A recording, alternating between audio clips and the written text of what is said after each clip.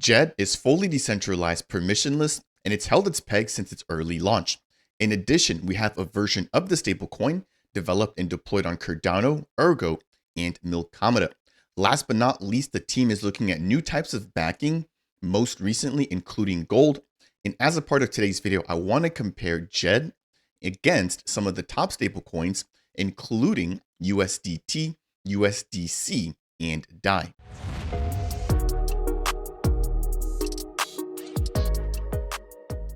What's up, Beta Nation? Welcome to Dapp Central, your home for everything blockchain and crypto. My name is Fareed. As a part of today's brief update, I want to quickly remind you guys, number one, of a DJED, but the number two, compare that to USDT, USDC, and DAI.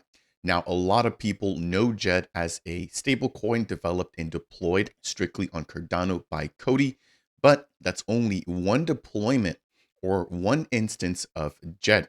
We also have DJED on Milkamada, a sidechain or a side network when it comes to interacting with Cardano. We also have deployments of DJED or the stablecoin protocol on Ergo. Now, I'm going to be having Bruno, a representative of the DJED Alliance, on the channel to break this down in even more detail, but this should serve as a primer for that upcoming interview. Without any further ado, I want to quickly jump into this article breaking down what the actual DJED protocol is and exactly how it works.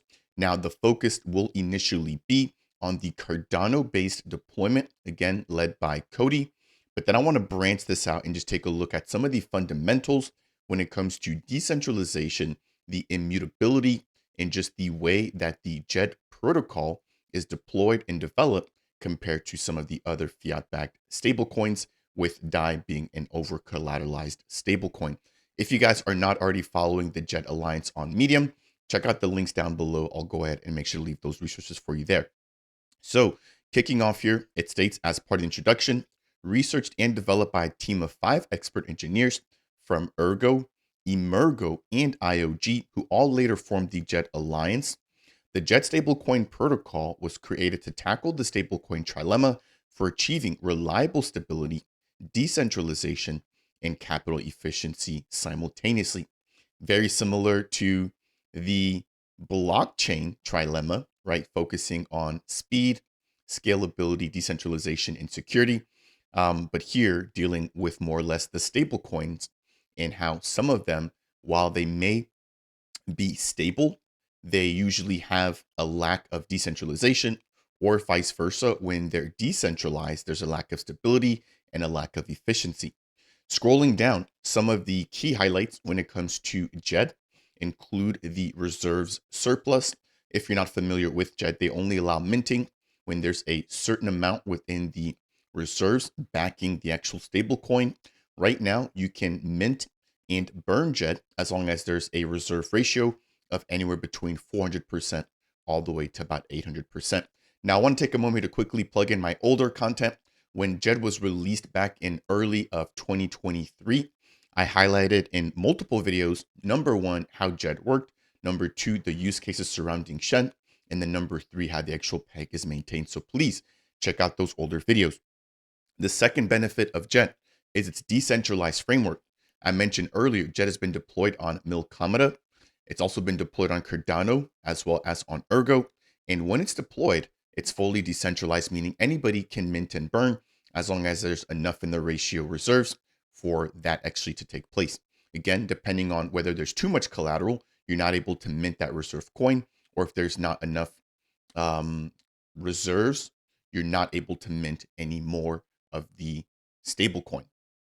Next and last, it boasts capital efficiency by tokenizing the reserve surplus, which in the Cardano deployment is the SHEN token.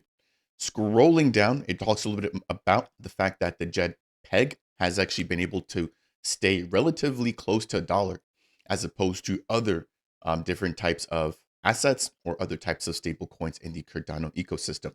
So we saw a huge black swan event back in 2023 where the price and the value of ADA decreased by about 25% following the announcement of the lawsuit against Coinbase and Binance handed out by the SEC. So this was a really interesting time. We saw the value in the pegging mechanism really shine when it came to DJED. In addition, it boasts a peer-reviewed approach, very similar to how Cardano has developed its own blockchain, again, being led by IOG, as well as the fact that it's been formally verified, meaning that there are mathematical proofs behind the backing in the operation of DJED. Last but not least, it's crypto-backed, again, utilizing ADA on Cardano in order to act as that reserve through the SHEN token.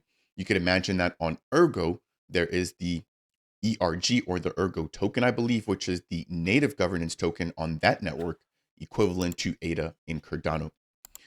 Now, scrolling down, it talks a little bit about the maintaining of the reserve surplus, which I highlighted before. It has to be between 400 to 800%.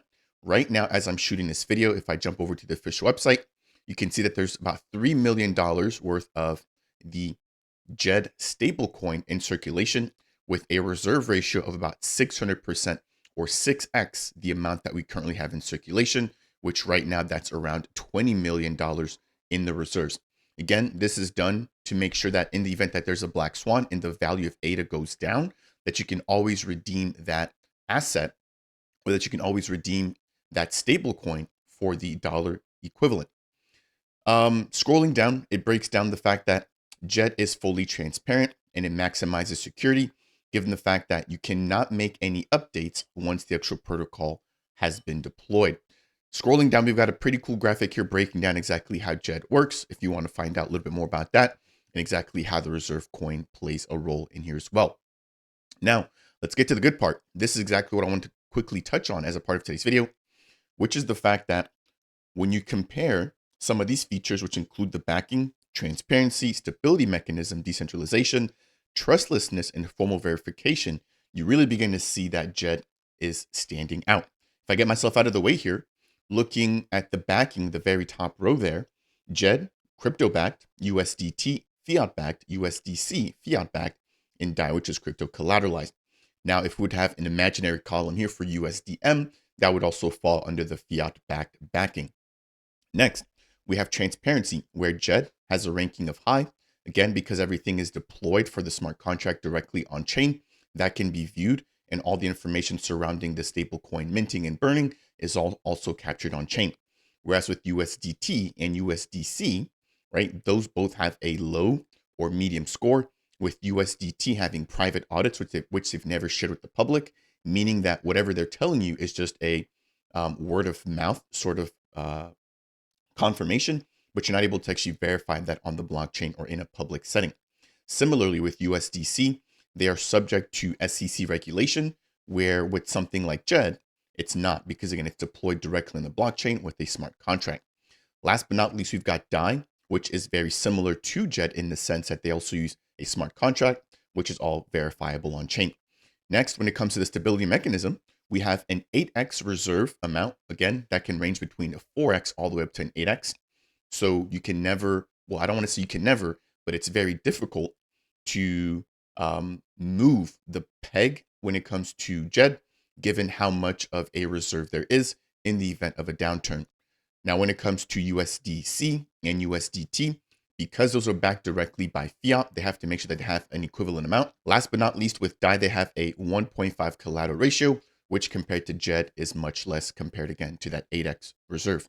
When it comes to decentralization, DJED is fully decentralized, given the fact that you cannot update the protocol once it's been deployed. Now, to be fully fair, the team is working on a new version of DJED, but if they want to deploy that on Cardano, I believe they have to update the smart contracts and potentially move where the liquidity is being held from into a brand new contract address. With USDT and USDC, they are not fully decentralized, again, given the fact that a regulated banking entity holds those fiat reserves. Last but not least, we've got DAI there on the right-hand side, which is subject to decentralized governance, meaning that if there is a DAO, or meaning that there is a DAO in place to allow for the community to dictate how the protocol evolves over time through an on-chain voting mechanism. Next, we've got trustlessness, in which we have DJED being fully trustless, meaning that there's no reliance on a single entity. Again, once the smart contracts are deployed, anybody can come in there without any permission to mint and burn, as long as there's enough in the ratios to allow for that to take place.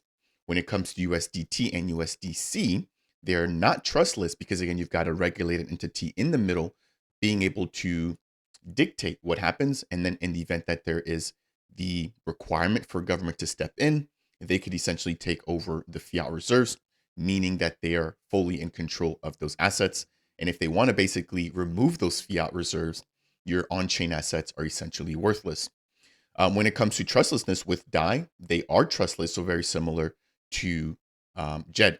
So far, it seems like JED and DAI are probably the two closest. And then we've obviously got USDT and USDC, which are a lot more regulated. However, that's where a lot of the community tends to have their stable coins. Last but not least, we only have JED being formally verified, with USDT, USDC, and DAI all failing in that respect.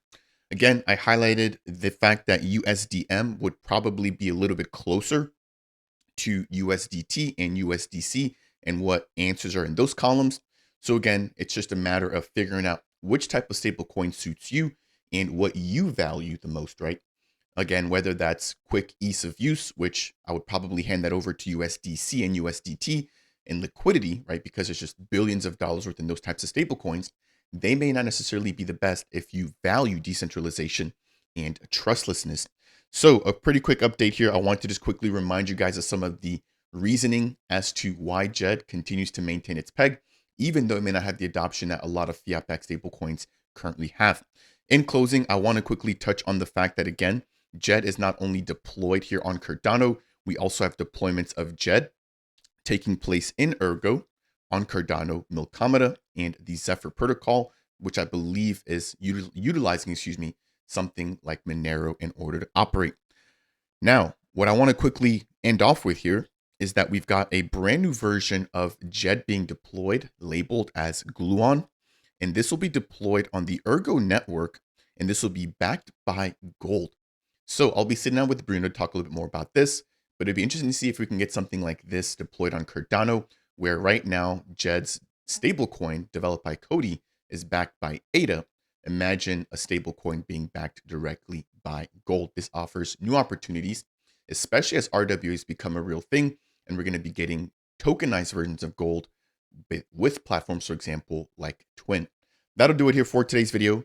Quick recap of JED, comparing that to USDT and USDC.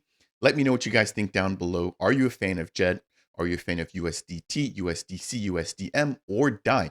Again, I think each of these poses their own personal benefits, but it's always good to remember exactly which capabilities each one of them hold. That said, that'll do it here for today's video. If you appreciate content like this, I would appreciate you if you could smash that thumbs up. If it's your first time stopping by Dapp Central and you want more content like this, highlighting everything going on in Cardano, consider subscribing. And last but not least, if you have any questions for me surrounding anything we've chatted about, then make sure to leave a comment down below. That said, and as always, I'll see you guys in the next video.